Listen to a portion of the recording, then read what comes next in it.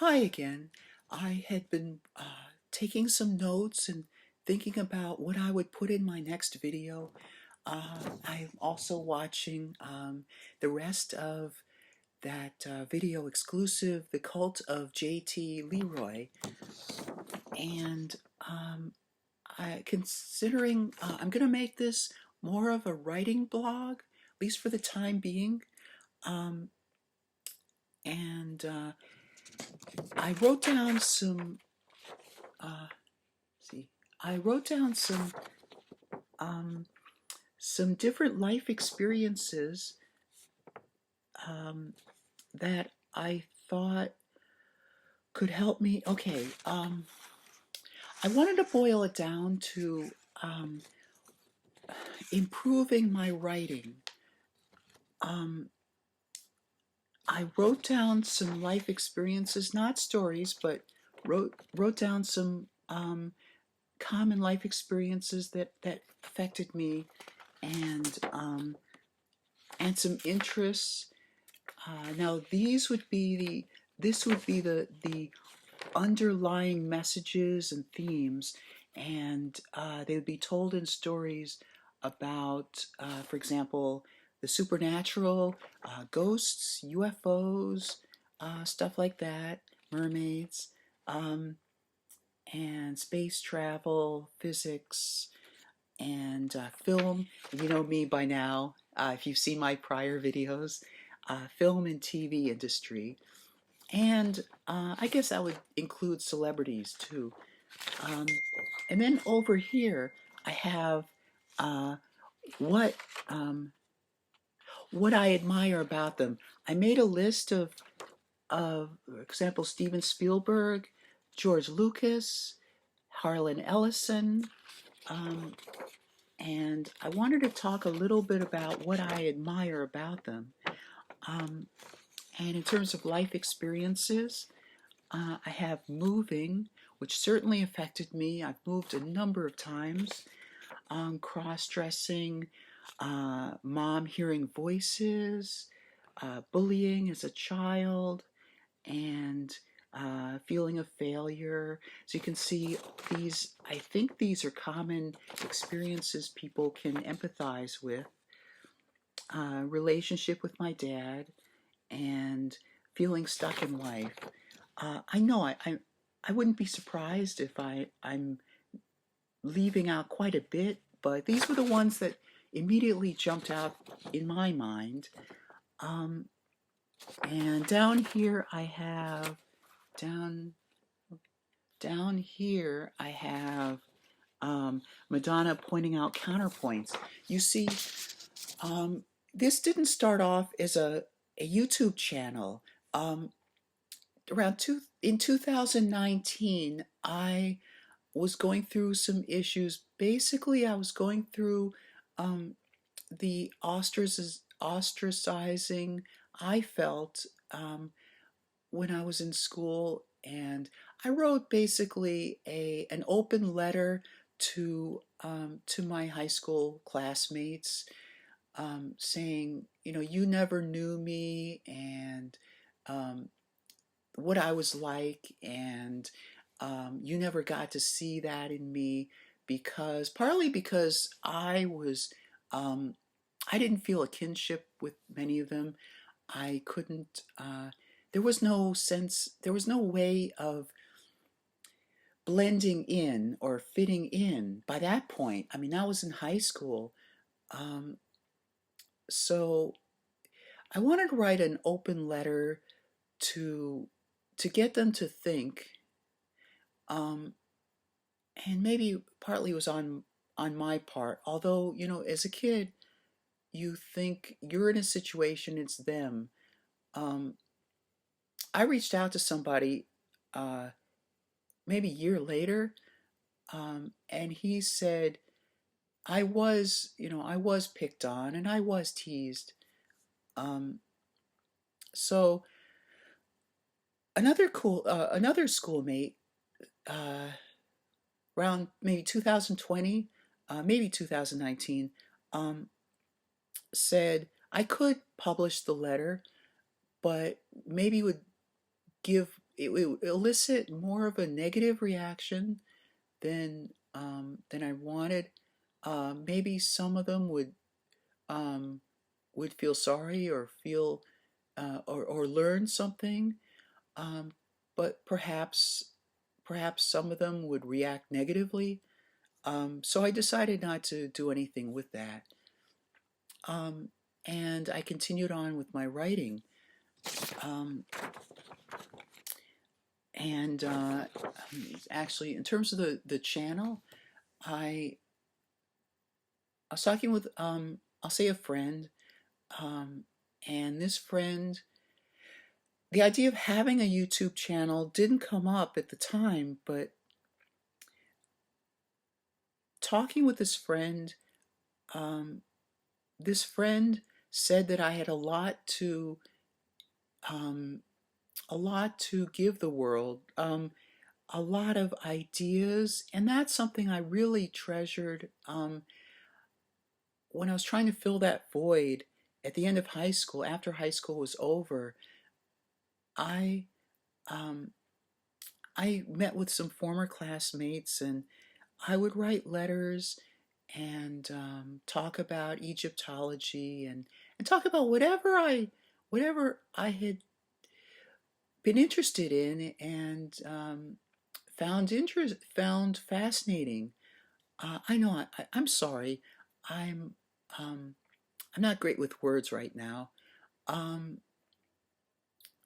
but all right. So this person, said that I had a lot to share with the rest of the world, and so I just thought maybe doing a YouTube channel could do that. Um, and I got well anyway. Uh, I got really into it, and I got a teleprompter, and as you can see, I'm not using the teleprompter right now. Um, but I got a teleprompter, and the videos are privatized right now, so you can't see them. But I developed it further. I wanted to do it like television, because I wanted to go into television professionally. Um, I built up a format. I built up an opening and closing credits and all that. Um, so I'm down to I'm down to working on my writing.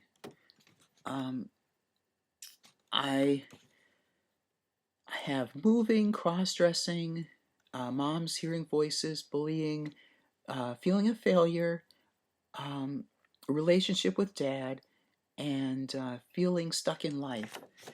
Moving, I feel like I'm repeating myself. I'm sorry again. Um, Moving quite a bit, um, a feeling of loss, a feeling of having to leave something that's so familiar to me. Um, the first few, I remember my earliest memories are in Winnipeg. And then after that, I remember a lot of Greyhound buses. I I went from a home, an actual home, even though my mom rented.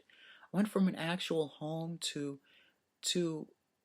a small like motel, um, and then a hotel, and an apartment in Wetzel Road, and then living in an upper floor of a house on in Liverpool, and then finally moving when I was in sixth grade, moving into a house with my mom, and so over time I felt very attached to things. Um, I would I kept all of the stuff. Um, Unfortunately, I guess when I was living in Winnipeg, I guess we had to leave some things behind. I know we had to leave things behind. Um, so I remember as far back as perhaps Binghamton. I think I think that's when. the stuff that I had up until I had to move in the end of 2018. Um, I had stuff going all the way back then to Binghamton. Um, and I again, it's why I guess I feel very attached to the things I own. Um, and having to um, introduce yourself. And I remember when I was younger, um, I I would go from one school to another, wondering if the kids would pick on me. I think in Wetzel, I don't remember. All right, I don't remember in Wetzel Road whether they picked on me or I don't remember them picking on me. But then I remember when I started in Liverpool Elementary. Um, I remember feeling this newlywed experience, this newlywed phase, until they started finding things to pick on me about. Um, and cross-dressing, I've talked about that before. Um, for me, it's a motivation. Um, I was on a podcast and I'm waiting for the podcast to be um, put online. I don't know whether I should mention the name of the podcast, um, but the host asked me, or the host suggested perhaps I'm like choosing an alternate identity um, when I cross dress. It began um, it began when I felt like curious and kind of envious in certain ways about girls and women. Um, and I'm an artist at heart, so I think I'm sure that plays a part. Um, and all right, this is going on long. Um, I've already mentioned the things I want, the experiences I want to explore. Um, Now, I want to talk about Steven Spielberg, George Lucas, Harlan Ellison. From Harlan Ellison, I remember I got a book in high school, during my high school years. Um, I even remember getting on the bus with my mom and seeing one of my classmates on the bus, and that was nice. Um, she um, she talked with me. I don't remember what we were talking about, but I remember later on, um, she she intimated or said so many words that I was smart and I wasn't like the other kids, the other boys in school. Um, I felt nice about that. Um, I felt accepted. As long as this is a channel about introspection, I want to say that I felt accepted, and that word acceptance has come up a lot. Um, it's probably part of my psyche. Above all else, one of the things I want in life is to be accepted. Um, anyway, so I got this Harlan Ellison book called Harlan Ellison's Watching, and I had already known about Harlan Ellison only from the episode of Star Trek that he had written and appearing on a talk show hosted by Tom Snyder called Tomorrow. Um, and he had a witty sense of humor. He uh, he would write these movie reviews, but he would start off with the movie review itself, and then he would talk about commenting on society, commenting on how things are going down to hell in a handbasket or something, or you know, giving his views on society at large. Please read his work. It's really worthwhile. Um, so it's like if these three that I had mentioned, maybe Bandana too, if these four people um, were kind of like parent figures for me, um, I get from him that he worked a hard life. He would like the advice he would probably say, because I imagine these things. The advice that he would probably say to me. Oh, I got a chance to talk with him on the Larry King radio show. Um, and I said how much I admired him, something like that. And he he said back, he said something like, "I'm nobody's hero." Um, so I would guess that he would advise me not to follow what he did, which I haven't. Um, but on the other hand, he's he's been able to do something I admire in a lot of artists and celebrities who have made it big. Um, First of all, they take some unique quality. All right, in a healthy way. All right, in a healthy way, um, they've taken something that they've been doing, like I have with cross dressing, and they something that they've been doing um, that they didn't even expect would turn out to be anything. Like maybe I might be able to turn this into something. I don't know.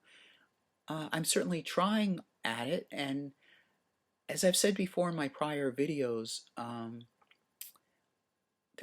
feeling stuck in life right now. Other than this YouTube channel and perhaps my writing and this, um, I don't know what else I really have. Um, he would say, perhaps he would say, "Don't give up, kid." Um, he would he would say, "Life's tough." I mean, that's the impression I get. He would say, "Life's tough." Um, I'll move on to George Lucas. I don't really have much to say. Like what I imagine George Lucas would tell me.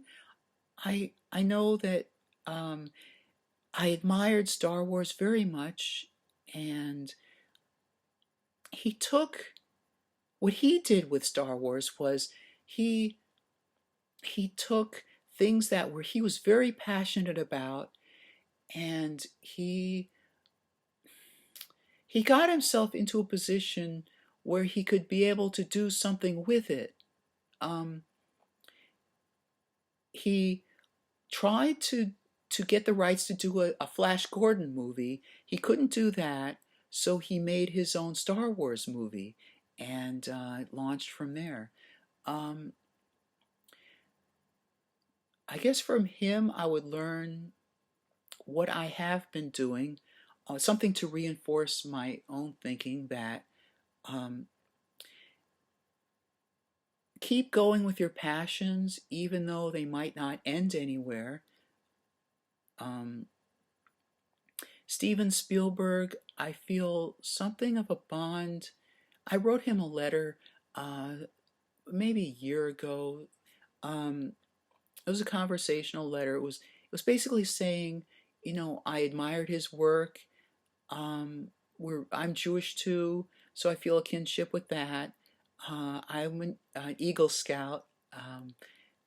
I earned my Eagle Scout badge, which is the highest you can get in Boy Scouts. And I say Boy Scouts dressed up like this. Um, and I I don't remember what else I put, but I got a letter back saying um, he does something. Essentially, he doesn't answer letters, something like that, and I respect that. I respect that. So from him, he drew. All right, from him and George Lucas, they drew a lot from their childhoods. Harlan Ellison, I imagine he did, although I haven't read any of his fiction.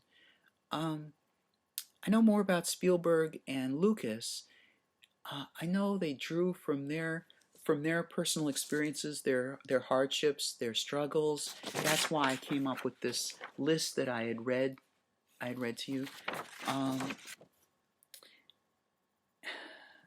I guess I'll continue with that. Um, and then I want to talk about Madonna. Um,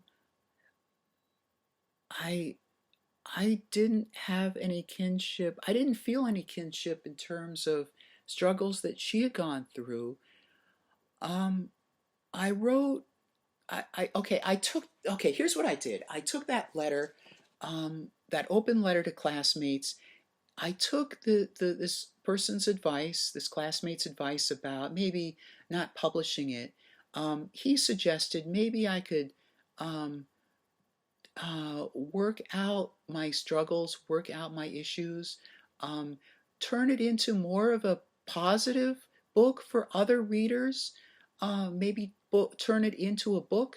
So that's what I started doing. Um, I started uh, putting all my verve and all my juice into turning it into a book, and that's another one of my failures. Um, I I started off I wrote some pages, um, maybe even a chapter or two. I really got into it. I tend to plan things ahead very carefully, and that's all right. There's a little kinship there with Madonna. I think my impression of Madonna is that she plans things very well. She's very smart, um, and that's one of the things that attracted me to her. Um, and I wanted to meet her in person. I wanted to like have a meeting of the mind, so to speak. Um, so let me see from her. Um, so okay, so all right. Already being familiar with Dramatica, I wanted to um, I wanted to tell my story, um, covering all these different themes using Dramatica principles. So, one of Dramatica's principles is that you have an impact character, somebody who provides an alternate point of view. Um, so, I made, so at times I had a dialogue um, where Madonna would step in this book, potential book, and she would say, you know, if you had done more of this, you would not have had to go through this. If you had done this, this would have been different. Or how do you really feel? Kind of like a therapist. And that's roundabout when I started seeing therapy, because before that I would call up classmates and I'd be on the phone, and they'd, you know, a little time, and they'd say, they'd say they don't really have they have a little time for me, but I figured, I know I'm gesturing too much, I'm playing the role, um, should flow more naturally. um, I figured I guess I would pay somebody to allow me to be a sounding board to talk through my issues, um, and I've gone through about maybe close to 10 therapists right in succession. Um, and some got promoted, so I had to take a referral to go somewhere else. My first one started in New York City and it was online, it was video, and she suggested somebody local. So I went to somebody local, and then after the first two intakes, COVID happened, so she wasn't taking anybody in person, so it just wound up being over the phone, which wasn't really very good. I wanted somebody to talk to, like in person, really talk with. Um, and then after that, there was a series. There were the most of them, the bulk of them were like a little video screen chat on my iPhone.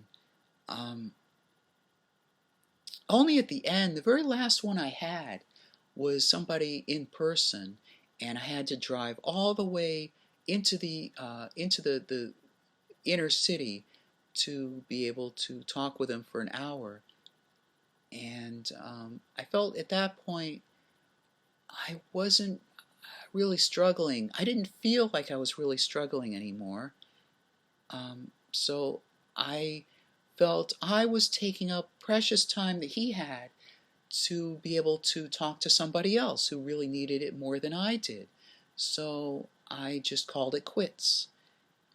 Um, so, all right, so I told you about Madonna in that book I had, her playing the Impact character role.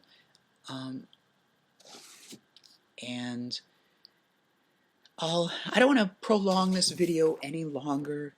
Um, so I'll end it with this, and if I come up with more life experiences, I'll create a separate video. Okay, all right, again, so long for now. Bye bye. Here I am. I filmed that whole video, and I didn't even mention a couple key points I wrote down at the very beginning of my list here. I wrote down one value, rock in a hard place. I wanted to mention something about Dramatica theory, that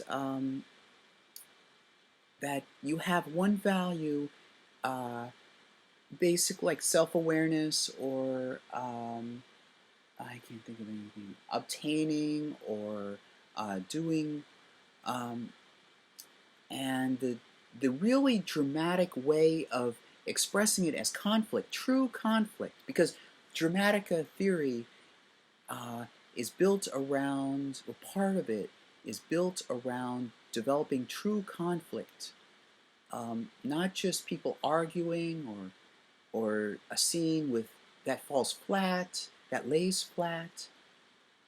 Um, so you ideally would have um, the same value, but two competing things about it.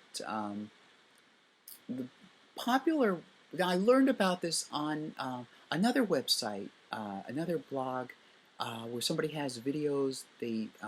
Jim Hall. I mentioned Dramatica. I might as well mention Jim Hall.